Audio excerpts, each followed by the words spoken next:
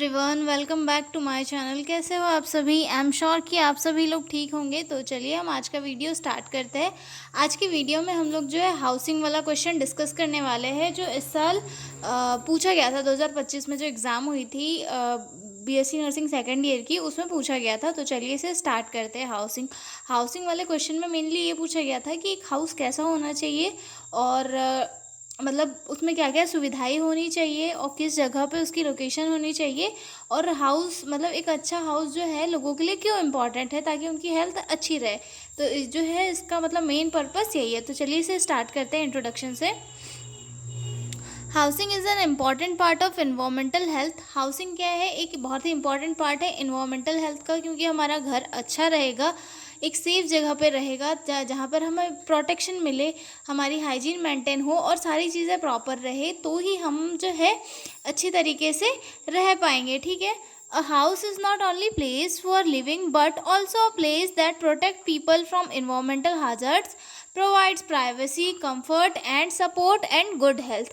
जो है हमारा घर या फिर हाउस जो है सिर्फ एक रहने की जगह नहीं होती, एक ऐसी प्लेस होती है हमारे लिए जो हमें प्रोटेक्ट करके रखती है। किस चीज़ से?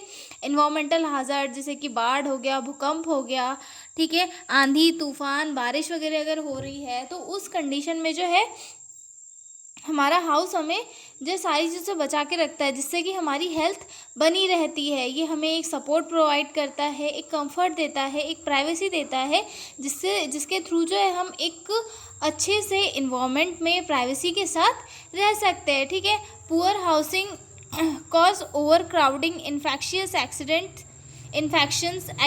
Stress and poor quality of life.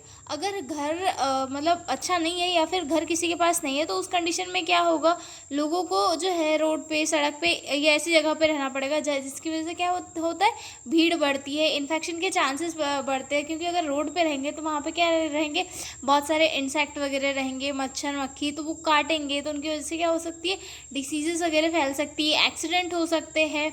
और अगर घर नहीं है, उसकी वजह से जो है जो लाइफ की क्वालिटी है वो भी काफ़ी रिड्यूस हो जाती है। ठीक है। Good housing promotes physical, mental and social wellbeing.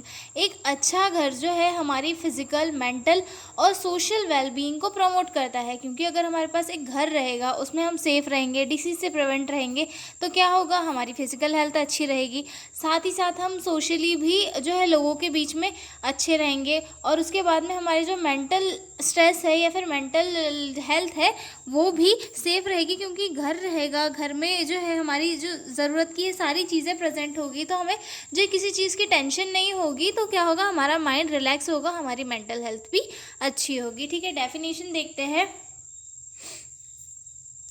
Housing is a physical structure that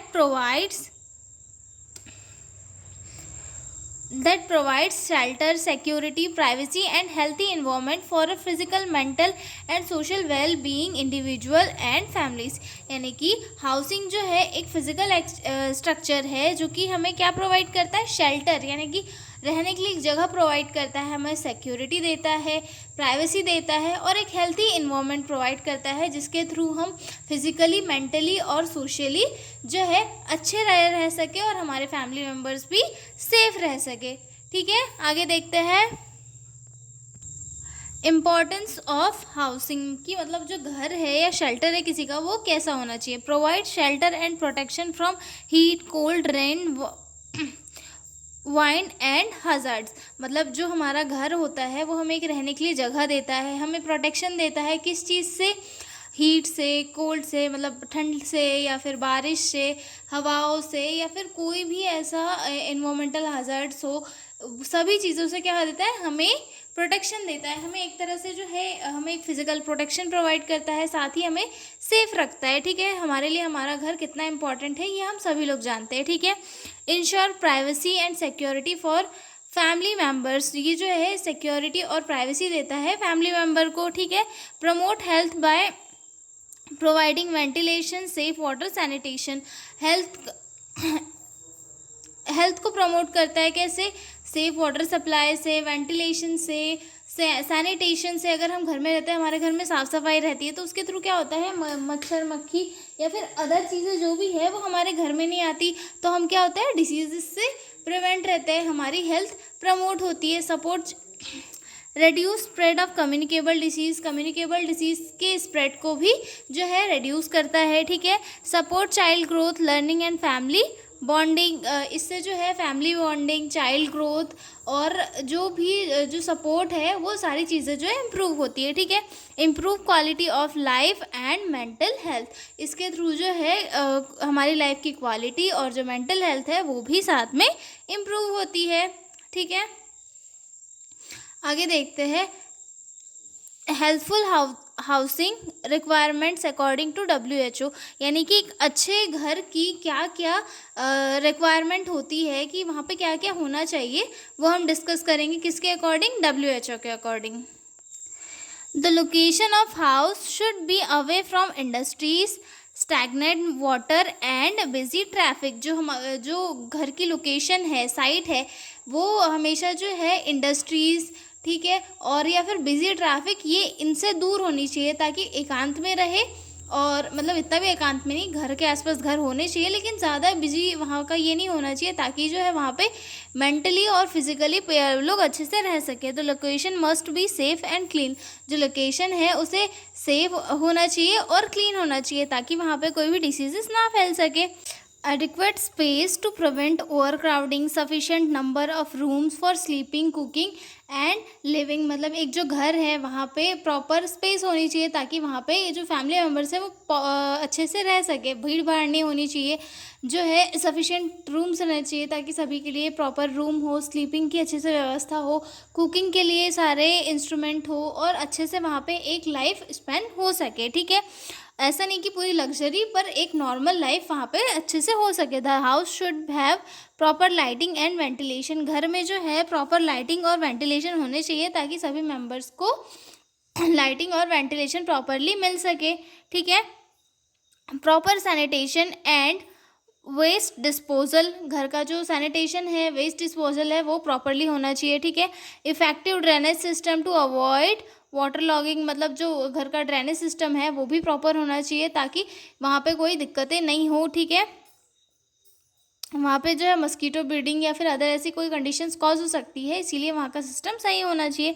separate kitchen with proper ventilation to promote smoke inhalation, जो घर होता है उसमें जो है किचन सेपरेट होना चाहिए ताकि वहाँ का जो धुआं है पूरे घर में ना आए और उसकी वजह से कोई रिस्पायरेटरी कंडीशन रिस्पायरेटरी डिसीज जैसे कुछ कॉज ना हो, ठीक है।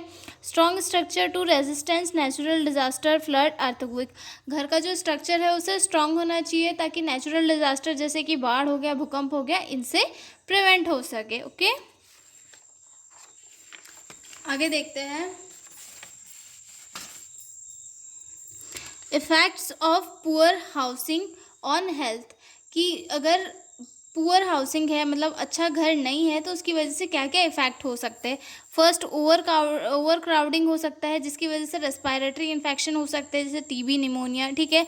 या फिर पुअर वेंटिलेशन हो सकता है, पुअर वेंटिलेशन होगा तो उसकी वजह से जो है हमारी जो रेस्पिरेशन है उसकी प्रोसेस अच्छे से नहीं हो पाएगी, लोग जो है इन्हेलेशन एक्सहेलेशन अच्छे से नहीं कर पाएंगे जिसकी वजह से उन्हें अस्थमा हो सकता है। सफोकेशन होता है, अगर वेंटिलेशन अगर कहीं पे कम हो तो हम खुद भी घुटन सा महसूस करने लगते हैं, तो सफोकेशन होने लगती है। आई इरिटेशन होने लग सकती है, ठीक है। और अगर लैक ऑफ सैनिटेशन मतलब सैनिटेशन कम होगा वहाँ पे तो है डायरिया, कोलेरा, टाइफाइड जैसी डिसीजेस कॉज हो सकती है, ठीक है। अनसेफ स्ट्रक्चर जो है, अनसेफ स्ट्रक्चर यानी कि घर का जो भी वो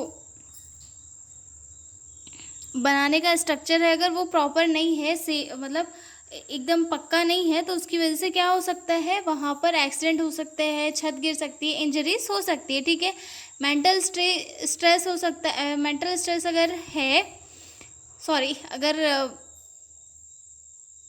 घर में जो है सारी चीज़ें नहीं है तो उसकी वजह से मेंटल स्ट्रेस कॉज हो सकता है, उसकी वजह से एंजाइटी, डिप्रेशन कॉज हो सकता है, ठीक है। आगे देखते हैं role of nurses in housing and health, की नर्सेस का क्या रोल है। Educate families about importance of good housing and hygiene. मतलब नर्सेज का क्या रोल है, नर्सेज को जो है फैमिली मेम्बर्स को एजुकेट करना चाहिए कि अगर आपका घर है वो अगर अच्छा रहेगा तो उससे आपको क्या क्या बेनिफिट्स है। आपको मेंटल स्ट्रेस नहीं होगा, फिजिकल कोई प्रॉब्लम्स वगैरह क्रिएट नहीं होगी, हाइजीन मेंटेन करोगे तो इन्फेक्शियस डिसीजेज वगैरह कॉज नहीं होगी। ये सारी चीज़ें जो है एक नर्स को फैमिली मेम्बर्स को बतानी चाहिए ताकि वो अपने घर को और बेहतर और बनाने की कोशिश करे और हाइजीन मेंटेन करने की कोशिश करे। ठीक है।